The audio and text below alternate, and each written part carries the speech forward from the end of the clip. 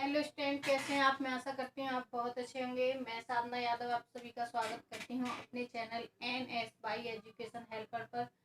और आज हमारा टॉपिक है मोल कंसेप्ट और हम पढ़ते आ रहे हैं केमिस्ट्री के जो हमारे मोलर मास, एटॉमिक मास, ये सभी हमने पढ़े थे। अभी हम मोल कंसेप्ट पढ़ रहे हैं और आपको अच्छे से समझ में आएगा। आप इसे समझने की अच्छे से कोशिश करें। मैं आपको इसका जो एग्जाम्पल है आपकी डेली लाइफ से ही लूँगी। तो चलो चलते हैं अपने टॉपिक पर। हमारा जो टॉपिक है मोल कंसेप्ट, इसको हम अपनी लाइफ से जोड़ते हैं। तो जो मोल है वो मोल है क्या? मोल एक यूनिट है। मोल क्या है? मोल एक यूनिट है। जिस तरह से हमारे जो हम क्या करते हैं, हम जब किसी चीज़ को, किसी डिस्टेंस को मापते हैं तो हम किसका इस्तेमाल करते हैं? किस यूनिट का यूज़ करते हैं? हम करते हैं मीटर का, सेंटीमीटर का, किलोमीटर का। वैसे ही अगर हम किसी का वेट करते हैं तो किसका? ग्राम का, किलोग्राम का, है ना। तो ये सब क्या है? यूनिट है। अगर हम बनाना लेने जाते हैं तब हम क्या करते हैं? तब हम उसको किसमें, किस यूनिट में मापते हैं? डजन में। किसमें? जिसे हम बोलते हैं दर्जन। ठीक है। तो एक जो दर्जन होता है, एक जो डजन होता है, उसका जो नंबर है वो कितना होता है? 12। मतलब अगर बनाना जो सेलर होता है, अगर उससे हम ये बोले कि हमें कितना बनाना चाहिए, 1 दर्जन बनाना चाहिए, तो वो क्या करेगा? वो हमको 12 केले दे देगा। तो हमारा कितना हो गया बनाना? 1 दर्जन। जिस तरह से एक जो हमारा डजन है उसका नंबर 12 है, मतलब हम उसको बनाना सेलर को 1 डजन बोलेंगे तो हमें वो 12 बनाना देगा। उसी तरह से हम कह सकते हैं कि जो डजन है उसका जो नंबर है वो कितना है? 12 है। उसी तरह से जो हमारा मोल है उसका नंबर कितना है? उसका नंबर है 6.022 इंटू 10⁻23। वो ये है। ठीक है। तो जो एक मोल है वो किसकी इक्वल होता है? वो इक्वल होता है 6.022 इंटू 10⁻23। तो अब आपको समझ में आया होगा कि जिस तरह से आप एक ही एग्जाम्पल को अच्छे से अपने दिमाग में फीड करिए कि जिस तरह से जो हमारा बनाना है उसको हम दर्जन में लेते हैं, वैसे ही अगर हम मोल की बात करें तो मोल का कितना, जैसे बनाना का नंबर जो डजन है, जो दर्जन है, दर्जन जो हमारा जिससे हम उसको क्या करते हैं, यूनिट है, उसका जो नंबर कितना है? 12 है। उसी तरह से हमारे मोल का जो नंबर है वो कितना है? 6.022 इंटू 10⁻23।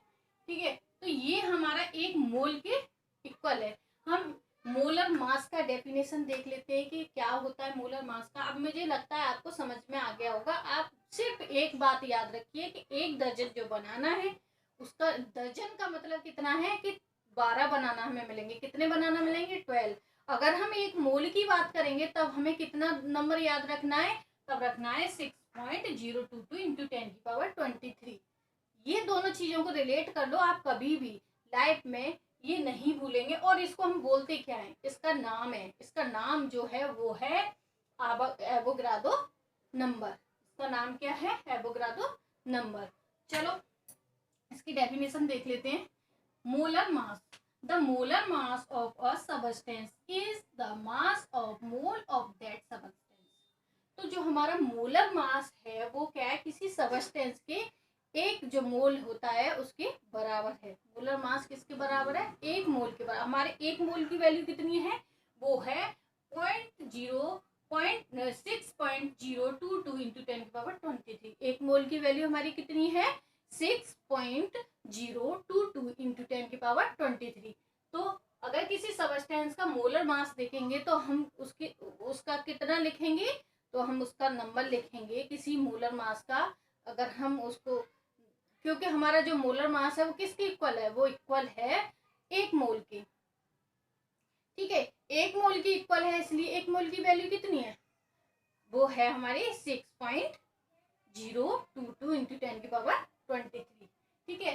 तो it's equal to 6.022 into 10⁻23 atom of that element and substance. कि कोई भी एलिमेंट हो या सबस्टेंस हो उसकी वैल्यू कितनी रहेगी 6.022 इंटू 10⁻23।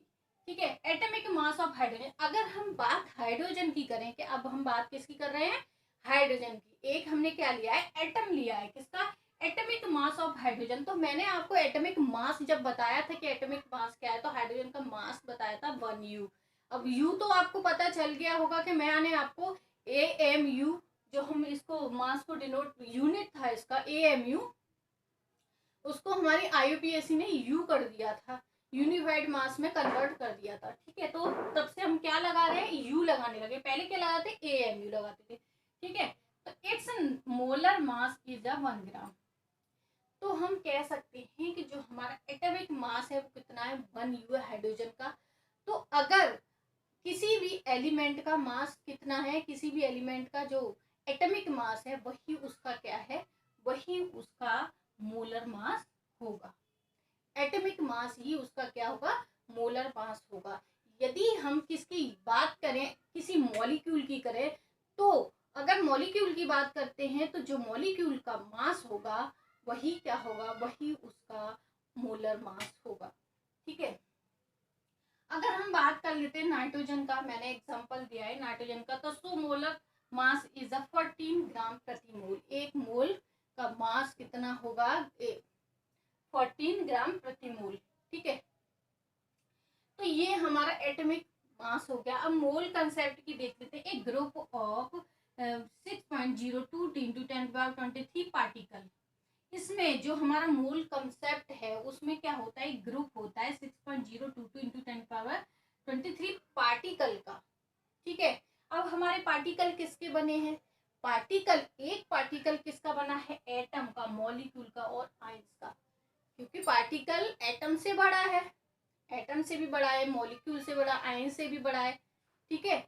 तो जो एक पार्टिकल है वो कितना है, जो एटम्स का ग्रुप है, जो पार्टिकल है वो किसका ग्रुप है, एटम्स का, मॉलिक्यूल का और आयंस का। कितने, 6.022 इंटू 10⁻3। इसके अंदर क्या है, अगर हम एटम की बात करें तो एक पार्टिकल में कितने एटम होंगे, 6.022 इंटू 10⁻23। मॉलिक्यूल की बात करें तब भी इतने होंगे, अगर आयंस की बात करें तो भी इतने ही होंगे। Of a substance is called a mole of that substance. तब हम इसको क्या बोलेंगे, एक मोल बोलेंगे। क्या बोलेंगे, एक मोल। ठीक है। तो 1 मोल ऑफ एटम, अगर एक एटम की हम बात करें, वैसे मैंने बता दिया है फिर भी देख लेते हैं। 1 मोल ऑफ एटम्स, तो 1 मोल एटम की बात करेंगे तब भी वैल्यू 6.022 इंटू 10⁻23 एटम। ठीक है। यदि हम बात मॉलिक्यूल की करें तब भी कितना होगा, 6.022 into 10⁻23 molecule. 1 mole of oxygen, यदि हम किसी एलिमेंट की बात कर लेते हैं तब भी 6.022 इंटू 10⁻23 हाइड्रोजन है, सॉरी ऑक्सीजन एटम। इस नंबर को हम क्या कहते हैं, मैंने आपको शुरू में बता दिया था, इसको हम क्या कहते हैं, एवोगाड्रो नंबर। ठीक है। अगर हम एक एग्जांपल ले लेते हैं 1 मोल ऑफ ऑक्सीजन। ठीक है। तो 1 मोल एक ऑफ ऑक्सीजन निकालने के लिए हम क्या करेंगे, 6.002 इंटू 10⁻23 इक्वल किसके होगा, एटम ऑफ 16 ग्राम। कहने का मतलब ये है कि यदि कहीं पर आपको ये एक मोल की वैल्यू हमारी इतनी है, ठीक है, यदि हम इसको ग्राम में कन्वर्ट करना चाहें तो हमें इसमें क्या करें, इसमें इसका जो 1 मोल मीन्स ऑक्सीजन का जो एटॉमिक मास है उसका क्या मल्टीप्लाई कर दें, यहाँ 16 का मल्टीप्लाई, तो हमारा जो आंसर इसका एटॉमिक मास जो इसका ग्राम में आएगा, ठीक है, वो कितना आएगा, 16 ग्राम। ठीक है। तो यही क्या, मॉलिक्यूलर मास ऑफ ग्राम। ठीक है। अगर हम बात करें, ये देखो ये हो गया, ये पूरा निकाल के दिखाया है। अगर मैं एक मोल ऑफ हाइड्रोजन की वाटर मॉलिक्यूल की बात करती हूँ, ठीक है, 1 मोल वाटर मॉलिक्यूल की बात करती हूँ, तो मैं क्या करूंगी, इसी में क्या करती हूँ, क्योंकि जो हमारा वाटर मॉलिक्यूल है उसका जो एटॉमिक मास है वो कितना होता है, हाइड्रोजन का 1 होता है, लेकिन इसके कितने एटम, कितने 2। ठीक है। और इसका होता है ऑक्सीजन का 16। तो अगर हम इसका कितना हो गया, मल्टीप्लाई करेंगे 2 + 16 = 18, ये 18U क्या हो गया, जो हमारा वाटर मॉलिक्यूल है उसका, वाटर मॉलिक्यूल का क्या हो गया, एटॉमिक मास हो गया। अगर हम इसका मल्टीप्लाई इसमें कर दें तो हमारा फिर भी क्या निकलेगा, 18 मॉलिक्यूल, 18 ग्राम। किस में कन्वर्ट हो गई, ये हमारा कन्वर्ट हो गया मोलर मास में। ठीक है, तो अगर हम किसी में, अगर किसी भी जो मॉलिक्यूल है उसको हम किस में, ग्राम में चेंज करना चाहें, तो हम क्या करेंगे कि जो उसका एटॉमिक मास है उसका मल्टीप्लाई किस में कर देंगे, 6.022 × 10⁻23 में। और हमारा जो इन शॉर्ट में सबने इसका मल्टीप्लाई करके भी वो उतना ही आएगा जितना उसका एटॉमिक, उसका जो मास है, एटॉमिक मास मॉलिक्यूल का दिया है वही आएगा। ठीक है, तो आप ये समझने के लिए इतना समझाया है, नहीं तो आप ऐसा कर सकते हैं कि यदि किसी के, जैसे हमारा कार्बन है, कार्बन का 12 होता है, तो इसको 12U लिखेंगे जब हमें एटॉमिक मास लिखेंगे, और जब इसे ग्राम में कन्वर्ट करेंगे तो कार्बन का ग्राम में कन्वर्ट करेंगे तब भी 12 ग्राम लिख देंगे। ठीक है, लेकिन हमें ये पता होना चाहिए कि ये आ कैसे रहा है, कि ग्राम में भी वैल्यू इतनी है, बस क्या होगा इसकी यूनिट चेंज हो रही है। ठीक है, लेकिन हमें पता तो होना चाहिए कि यूनिट चेंज हो रही है और इसका नंबर चेंज नहीं हो रहा, तो इसका रीजन क्या है। तो ये इसके लिए ये सब था। आई होप आपको समझ में आया होगा। मैं आपको इसको बहुत ही इजी वे में समझाती हूँ, और मैं आशा करती हूँ आप सभी की होली बहुत अच्छी गई होगी। अब होली बहुत होली, अब पढ़ाई पे ध्यान। ठीक है, तो आज जो टॉपिक है आपको समझ में आया होगा। तो आज के लिए धन्यवाद।